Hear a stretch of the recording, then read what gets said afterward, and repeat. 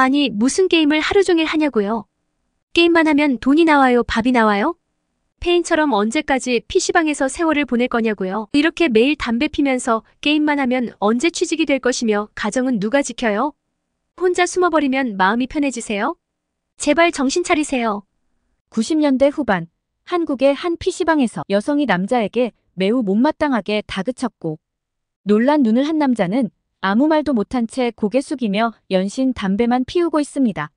마치 큰 잘못을 저지른 것처럼 여성은 한심한 듯이 째려보며 쏘아붙여도 남자는 아무 말도 하지 못하는데요. 도대체 여성은 왜 이렇게 화가 많이 났으며 둘은 도대체 무슨 관계인 걸까요? 오늘 이야기는 아오이 하루이 씨가 보내주신 사연을 재구성하여 들려드리도록 하겠습니다. 시청하기 전 구독과 좋아요는 영상 제작에 큰 힘이 됩니다. 안녕하세요. 저는 일본 커피 시장에서 도쿄와 함께 양대 산맥을 이루고 있는 오사카에서 카페를 운영하는 아오이라고 합니다.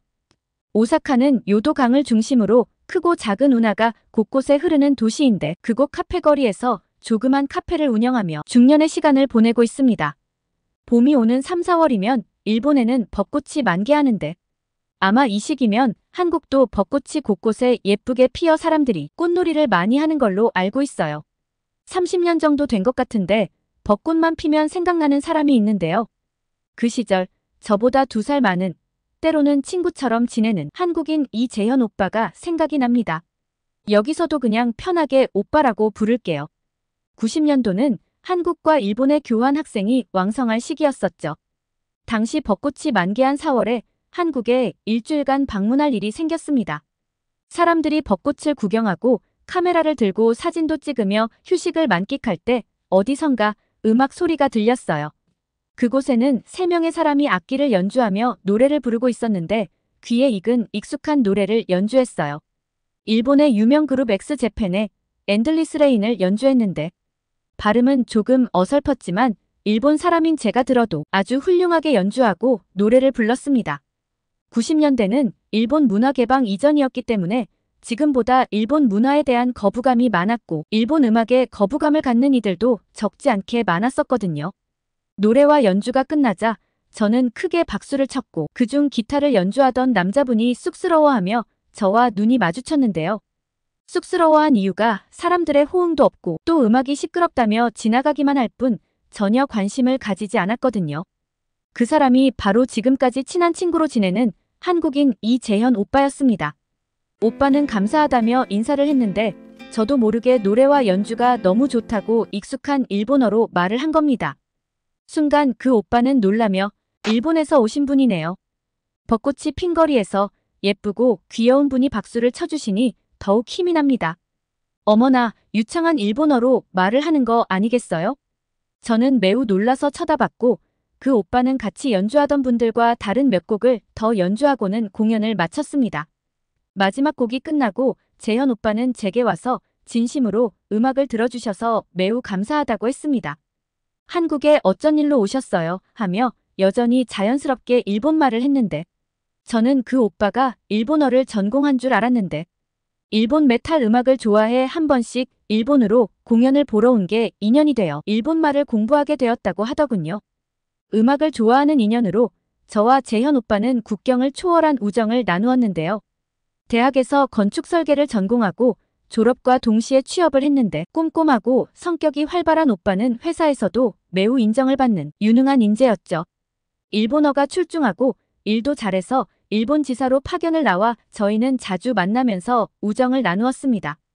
오빠는 바쁜 와중에도 제 졸업식에 참석을 했고 저희는 남녀 관계를 넘어 서로의 마음을 잘 이해해주는 아주 속 깊은 친구가 되었습니다. 남자와 여자가 어떻게 친구가 될 수 있냐고 반문하는 사람도 있겠지만 세상에는 타인이 이해 못할 일들이 정말 많거든요. 저희도 그 중에 하나였어요. 저는 식품학을 전공하고 제과 회사에 제품 개발하는 곳에 취업이 되었는데 오빠를 만나면 1순위로 무조건 개발 중인 과자부터 먼저 먹여보고 반응을 체크하곤 했습니다. 처음에는 맛있는 과자를 먹어서 좋아하던 오빠도 시간이 지나면서 온갖 종류의 과자나 캐러멜 종류를 먹더니 급기야 그만 좀 먹으면 안 되냐면서 도망치기도 했습니다. 그럴 때마다 저는 끝까지 따라가서 입에 과자를 쑤셔 넣고는 달고 짠 느낌을 솔직하게 말해라며 고문을 했고, 오빠는 느끼해서 김치가 생각난다는 생뚱맞은 소리를 하며 같이 웃곤 했습니다. 오빠는 한국에서 온 자신의 여자친구도 저에게 소개시켜줬는데요. 나이가 저와 동갑인 지영 씨는 처음에 의문의 눈초리로 저를 봤지만 시간이 지나자 재현 오빠만큼 저와 친하게 되었죠. 오빠는 결혼도 하기 전에 속도 위반을 해서 임신을 시켰는데요. 저는 뭐가 급해서 신호등도 보지 않고 급하게 가냐고 그렇게 안 봤는데 아주 엉큼한 늑대 같다며 놀려댔고 오빠는 뻘쭘한 듯이 웃기만 했습니다. 재현 오빠는 2년간 일본 지사에서 근무를 하고 다시 한국으로 복귀를 해야 한다는 통보를 받고 저희 세 사람은 아쉬운 이별식을 하며 자주 연락하기로 하고 헤어졌는데요. 그런데 그해 97년 12월에 한국이 외환위기가 오면서 국가적 위기가 왔다는 뉴스가 매스컴에서 연일 보도되고 있었습니다. 저는 외환위기가 무슨 말인지 몰라서 신문을 보니 한마디로 한국에 달러 돈이 없다는 겁니다. 국가부도라는 말이 냉혹하겠지만 그 말만큼 정확하게 표현되는 단어가 없었습니다. 사실 한국의 외환위기가 저와 상관이 없었음에도 불구하고 재현 오빠가 걱정이 되었거든요. 국제 전화를 해서 괜찮냐고 물어보니 평소 같으면 밝은 목소리로 제 안부부터 물어보는데 이번에는 매우 가라앉은 목소리로 지금 상황이 좋지 않고 복잡한 일들이 많아서 잠잠해지면 다시 전화를 준다며 급하게 전화를 끊어버렸습니다. 저도 무소식이 희소식이겠지 하며 제 생활에 집중을 했는데요. 그런데 TV에 나오는 뉴스는 점점 더 한국의 국가부도 사태의 심각성을 보여주는 뉴스만 나왔고 화면에는 한국 사람들이 금 모으기, 명예퇴직, 회사 부도 등 이런 좋지 않는 내용만 연일 나왔습니다. 한국의 많은 회사가 부도가 나고 직장인 자영업 등 실업자가 기하급수적으로 늘어난다는 겁니다. 우울증과 괴로움으로 사람들이 죽는 일이 빈번하며 젊은 사람들이 일할 곳이 없다는 소식에 한국 상황이 매우 심각하다는 느낌을 받았습니다. 당시 저는 몸이 좋지 않아 회사에 사직서를 내고 부모님이 운영하는 가게 일을 돕고 있었는데 한국에 있는 재현 오빠가 계속 걱정이 되고 신경이 쓰였습니다. 오지랖이 넓어서인지 어차피 시간도 있고 바람도 쐴 겸 한국으로 재현 오빠를 만나러 갔죠. 6개월 만에 만난 오빠는 얼굴이 매우 안 좋아 보였어요. 재현 오빠의 아버지가 운영하는 조그만 회사가 수금이 되지 않아 부도가 나버렸고 직원들 급여를 주지 못해 집을 담보로 대출을 신청해도 어려울 정도로 사정이 힘들었던 겁니다. 더 심각한 건 오빠 회사도 회생 절차에 들어가기 때문에 더 이상 일을 못한다고 했습니다. 당시 한국의 모든 회사들이 구조조정을 했는데 1차적으로 직원부터 해고를 하고 퇴직을 시키니 사회적으로 실직자들이 너무 많았습니다. 다음 달이면 아기도 태어나는데 분유값이라도 벌 수 있을지 걱정이 된다고 농담으로 얘기를 하면서 씁쓸하게 웃는데 그 말이 농담 같지가 않았고 마음이 너무 좋지 않았습니다. 개인의 잘못이 아닌데도 왜 고통을 고스란히 받아야 하는지 외국인 입장으로 마음이 아팠어요. 사실 어느 정도 예상은 하고 있었지만 생각보다 심한 경제 상황에 제가 도움 줄 수 있는 방법은 별로 없었지만 일본에서 미리 한국 돈으로 환전을 했던 100만 원을 오빠에게 건네주었습니다. 재현 오빠는 물끄러미 저를 보더니 이게 뭐야? 혹시 나 동정하는 거야? 이러지 않아도 돼. 애기 우유값 얘기는 농담이야. 그렇게 심각하게 볼 필요 없다니까. 저는 오빠를 똑바로 보면서 동정하겠다는 생각은 해보지도 않았고 다음 달 아기 태어나는데 내가 선물로 뭘 줘야 할지 몰라서 미리 준비하고 있었던 거야. 지영 씨에게 그냥 도움이 되면 좋을 것 같아서 그러는데 너무 민감하게 생각하지 않았으면 좋겠어. 오빠한테 비싼 밥 먹고 쓸데없이 오해받는 소리 들으려고 한국에 온 거 아니니까 좋게 생각했으면 좋겠어.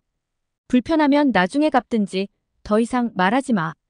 딱 잘라버리며 말을 하자 오빠는 잠시 후 고마워. 나중에 2배로 갚을게. 저는 이런 어색한 분위기가 싫어서 2배가 뭐야. 나중에 내가 결혼하고 아이 낳으면 최소한 3배 이상은 해줘. 나 성질 급하고 더러운 거 알지? 그제서야 저희는 서로 쳐다보고 웃었습니다. 그리고 제가 오빠를 다시 만난 건 1년 후였는데 오빠의 아내 지영 씨와 통화를 하고는 너무 어이가 없고 말았어요. 한국은 IMF 구조조정으로 대량 실직 사태가 발생했는데 스타크래프트라는 걸출한 게임이 등장하면서 PC방에 어린이부터 어른에 이르기까지 게임을 하려고 밤을 지새는 풍습이 생겨버린 겁니다. 특히 일할 곳을 찾지 못하거나 취업이 안 되는 백수 아저씨들이 하루 종일 틀어박혀 게임 중독에서 헤어나오지 못하는 일들이 발생했는데요. 어이없게도 재현 오빠가 그 무리에 끼어서 완전히 삶을 포기한 사람처럼 하루 종일 게임만 한다는 겁니다. 지영 씨의 부탁도 있고 또 태어난 아기도 보고 싶어 한국에 갔는데요. 재현 오빠는 3일 동안 PC방에서 살고 있다고 하더라고요. 오빠의 사는 집을 대략 보니 지영 씨는 매우 힘들게 아기를 돌보고 있었고 집안 곳곳이 엉망이고 한눈에 봐도 생활고가 느껴지는 상황이었죠. 제 친오빠는 아니지만 너무 배신감이 느껴졌고 도대체 아기와 와이프를 두고 그곳에서 게임만 하는 정신나간 사람의 모습이 궁금해서 PC방으로 가보았습니다. 지금이야 한국은 실내 흡연이 금지되어 있지만 당시에는 음식점, 술집, PC방 할 것 없이 담배 피고 싶으면 눈치 보지 않고 피는 그런 시대였었죠. 자욱한 연기와 환기를 시키지 않아서인지 꿀꿀한 냄새와 종이컵에 담긴 담배꽁초, 최악의 공기 속에서 게임을 하는 사람들이 한가득 앉아 있었습니다. 그것도 평일 이른 시간인데도 어른들이 대부분이라서 어이가 없었습니다. PC방을 훑어보던 중 구석진 곳에 배가 불룩 나와 있고 머리는 떡져 있으며 담배를 피지도 않던 사람이 담배를 입에 물고 모니터를 뚫어지게 쳐다보는 재현 오빠를 보고 제 눈을 의심했습니다. 1년 만에 무절제한 생활로 한눈에 봐도 살은 20kg 이상 쪄 있어 보였고 수염은 덥수룩하게 자르지도 않고 맨발에 슬리퍼를 신고 뭐가 그렇게 좋은지 웃다가 소리 지르고 생쇼를 하고 있는 거 아니겠어요? 제가 옆에서 쳐다보는지도 모른 채 게임에 열중하고 있었고 게임이 끝나자 그제서야 목이 아픈지 목을 돌리다 저와 눈이 마주쳐버린 겁니다. 서로가 놀란 눈으로 봤는데 저는 사람에 대한 분노와 실망으로 쳐다봤고 오빠는 네가 여기 웬일이야 라는 놀라움으로 저를 쳐다보더군요. 긴 말이 필요 없었고 밖으로 빨리 나오라는 간단한 말로 저희는 PC방을 나갔는데요. 오빠는 눈치는 빨라서 제 얼굴과 목소리를 듣고 짐작을 했는지 담배를 물고 다른 곳만 쳐다보고 있었습니다. 오빠 왜 그래? 게임이 아내와 아기보다 더 중요해. 그렇게 재미있고 즐거워 죽겠니? 페인도 아니고 지금 꼴이 뭐야? 취업이 어렵고 힘들면 이런 곳에서 게임하면 밥이 나오고 돈이 나와. 오빠는 면목이 없었는지 연신 담배만 피우고 있었죠. 아무리 외환위기가 본인 잘못이 아니라고 하더라도 적어도 자기 가정은 무슨 수를 써서라도 지켜야 되는 거 아니야? 정말 실망이다. 그 옛날 기타를 멋지게 연주하고 적극적으로 매사에 도전하던 이재현은 어디로 갔지? 정신 차려. 자식에게 가난을 물려주고 와이프에게 상처만 주면 나중에 무슨 면목으로 가장대우 받을 거야. 그날 오빠는 술을 한잔하며 저에게 마음을 털어놓았는데요. 취업을 할 곳도 없고 이력서를 넣은 곳만 50군데 되는데 연락은 고사하고 냉담한 말만 들으니 어느 순간 도망가고 싶고 자포자기하는 심정으로 변하더라는 얘기를 하는 겁니다. 마음이 답답하고 죽을 것만 같았는데 게임을 알고 나서부터 PC방에 오면 잠시나마 현실을 잊을 수 있고 스트레스가 풀린다고 했습니다. 저는 이해 못할 바는 아니지만 그건 비겁한 자기 합리화라고 했습니다. 아이를 낳은 게 부모가 아니라 잘 키우는 게 부모라고 말했습니다. 그리고 더 이상 엘리트 직종만 생각하지 말고 기술직으로도 도전을 해보라고 했는데요. 좋은 대학 출신이라는 타이틀을 버리고 우선 생존이 중요하니 다른 사람 눈을 의식하지 말라고 했습니다. 어느 누구도 자신 외에는 타인에게는 관심이 없으니까 알량한 자존심 같은 거 생각하지 않았으면 좋겠다며 현실을 똑바로 직시하고 오직 가족만 생각하라고 했죠. 결론적으로 그날 저와 깊은 대화를 하고 다음 날부터 오빠는 PC방에 가지 않았습니다. 그리고 트레일러를 운전해서 취업을 하기 위해 바로 학원에 등록을 하고 목표를 설정했다고 합니다. 어차피 대형 면허는 있었고 트레일러 조수 생활부터 시작을 해서 대형차를 운전하기로 생각을 바꿨다고 합니다. 혼자 있는 시간이 많고 특히 장거리 운전을 하게 되면 좋아하는 음악을 들을 수 있어서 적성에 맞을 것 같다고 하네요. 오빠는 조수 생활의 괴로움과 스트레스를 이겨내고 트레일러를 열심히 운전했는데요.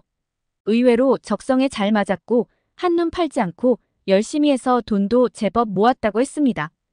트레일러를 열심히 운전하는 모습을 보고 아는 지인이 미국에서 대형 트럭을 운전하면 더 많은 돈을 벌 수 있다며 젊어서 고생은 사서도 하니 도전을 해보라며 다리를 놓아줬다고 합니다. 이왕 운전을 한다면 더 큰 미국에서 해보는 것도 괜찮을 것 같고 도전을 해보고 싶어서 결심을 했다고 합니다.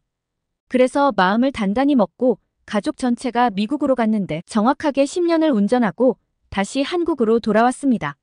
미국의 대형 트레일러는 운행을 한번 나가면 15일 이상은 집에 들어오지 못하기 때문에 시간이 지날수록 가족들과 같이 있고 싶고 혼자서 장시간 운전을 하며 밥을 해먹는 일이 지치고 외로워져서 그만뒀다고 합니다. 이제는 60을 바라보는 나이라서 큰 욕심 내지 않고 1톤 트럭으로 물건을 배송하며 즐겁게 일을 하고 있다고 합니다.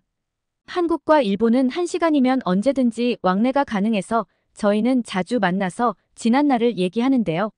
오빠는 제가 타주는 커피를 마시며 그때 PC방에서 나 쏘아보던 눈빛 정말 무섭더라. 여자 눈이 그렇게 무서운 건 본 적이 없었어.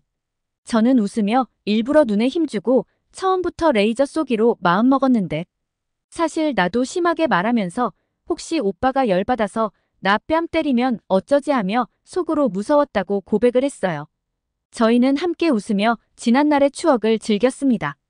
그리고 오빠는 그때 제가 준 돈의 몇 배 이상을 제 결혼식 때 생각지도 못한 매우 큰 선물로 보답을 했습니다. 이렇게 큰 걸 받아도 될 정도였으니까요.